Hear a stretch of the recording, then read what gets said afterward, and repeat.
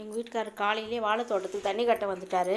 சாப்பாடு எடுத்துகிட்டு வந்தேன். நாங்களும் இந்த மொந்த வாழைக்காயை பார்த்ததும் பறித்து கொடுக்க சொன்னோம். பார்த்ததுமே பஜ்ஜி போடலான்ற ஒரு எண்ணம் வந்துடுச்சு. சரி, அப்படியே இன்னொரு சீப்பையும் பறித்து எடுத்துக்கிட்டோம். அடுத்த வாரமெல்லாம் சமையலுக்கு ஆகுமேன்னு சொல்லி. ஒரு வீட்டுக்கும் கண்டிப்பாக ஒரு மொந்த வாழை மரம் வேணுங்க. இது காயும் சீக்கிரம் வந்துடும். மற்ற காயெல்லாம் பழமாகிற வரைக்கும் 1.5 வருஷம் காத்துட்ருக்கணும். இது 10 மாதத்துக்குள்ளவே நம்மளுக்கு காய் வந்துடும். வீட்டு உபயோகத்துக்கும் ரொம்ப பயன்படும்.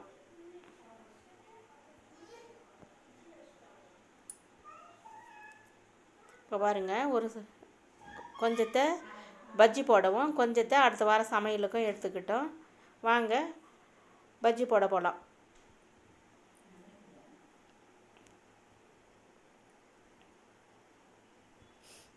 இப்போ இதுக்கு மாமரத்தில் காஞ்சி போன கட்டைங்களெல்லாம் உடச்சி எடுத்தேன்.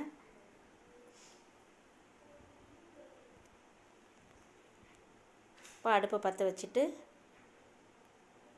எண்ணெயை ஊற்றி வச்சிடலாம்.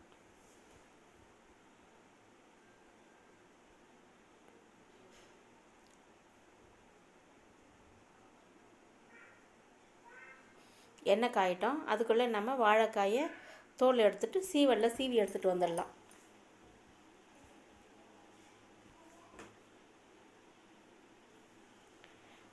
இப்போ காயை சீவி எடுக்கிறதுக்கு முன்னே தோலை எடுத்ததும் ஒரு தரம் கழுவி எடுத்து வச்சிடலாம். இப்போ நம்மளுக்கு இந்த சீவலில் எந்த அளவுக்கு கனம் தேவைன்னு சொல்லி அதை நம்ம அழுத்தி விட்டுட்டு அட்ஜஸ்ட் பண்ணி வச்சுட்டு நம்ம சீவி எடுத்துக்கலாம். எனக்கு கொஞ்சம் கனமாக வேணும், நான் கொஞ்சம் கனமாகவே போட்டு எடுத்துருக்கிறேன். கனமாக இருந்ததுனால தான் போடவும் நல்லாயிருக்கும், பசங்களுக்கு காய் சாப்பிடவும் டேஸ்ட்டாக இருக்கும். இதுக்கு 2 ஸ்பூன் உப்பு, ஒரு 1/2 கிலோ கடலை மாவு, அதுக்கப்புறம் ஒரு 3 ஸ்பூன் மிளகாத்தூள். இது குட்டி ஸ்பூனுன்றதுனால கொஞ்சம் அதிகமாகவே போட்டிருக்கிறேன். அப்புறம் ஒரு 2 ஸ்பூன் இஞ்சி பூண்டு விழுது, ஒரு 1/2 டீஸ்பூன் அளவுக்கு பட்டை லவங்க நல்லா பொடி பண்ணி போட்டிருக்கிறேன். இது நல்லா கட்டிகள் இல்லாமல் மசாலா கலங்குற அளவுக்கு, உப்பு மசாலா மொத்தமும் கலங்குற அளவுக்கு நல்லா கலக்கி விட்டுடுறேன். பெருங்காயத்தூள் போடல, அதையும் போட்டு கலக்கிடலாம்.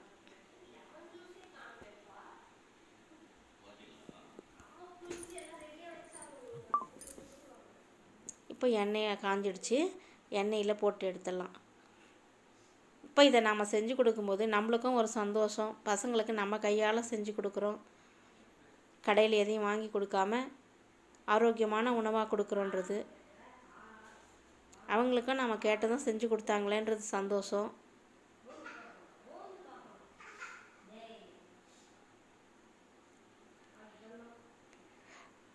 இப்போ இந்த மாவும் நான் கடையில் வாங்கலைங்க, இதுவும் நான் கையில் வீட்டில் அரைச்சது தான். இதுக்கு 1 கிலோ அரிசி, அது 1 கிலோ கடலை பருப்பும் 100 கிராம் அரிசியும் போட்டு நல்லா ஒரு நாள் ஃபுல்லாக வெயிலில் காய வச்சு மிஷினில் கொடுத்து அரைச்சி வச்சுருவேன். இப்போ இந்த மாவு லட்டு, பூந்தி, அப்புறம் காராசேவ், ஓமப்பொடி எல்லாமும் செய்யலாம். அப்புறம் சோன் பப்படி எல்லாத்துக்குமே பயன்படும். ஆனால் நம்ம பஜ்ஜிக்கு மட்டும் தனியாக மசாலா போட்டு அரைச்சின்னா அது மட்டும் தான் செய்ய முடியும். இப்போ நான் சொன்ன மெத்தடில் 100 கிராம் அரிசியும் 1 கிலோ கடலை மாவும் போட்டிங்கன்னா எல்லாமும் செய்யலாம்.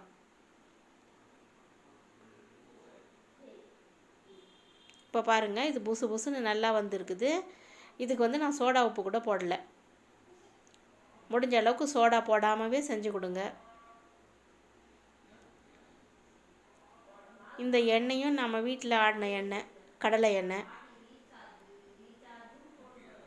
இப்போ நமக்கு ஆரோக்கியமான ஒரு உணவு நம்ம கையால் நம்ம பசங்களுக்கு கொடுக்குறன்றது பெரிய சந்தோஷம். பசங்களாம் பஜ்ஜியை சாப்பிட ஆரம்பிச்சிட்டாங்க. நம்மளையே ரொம்ப நேரமாக பார்த்துட்டு இருந்த ஆட்டுக்கு தண்ணி வச்சுட்டு, மாட்டுக்கும் தண்ணி வச்சுட்டு நாங்களும் வீட்டுக்கு கிளம்பிட்டோம். அடுத்த வீடியோவில் பார்க்கலாம். பாய்.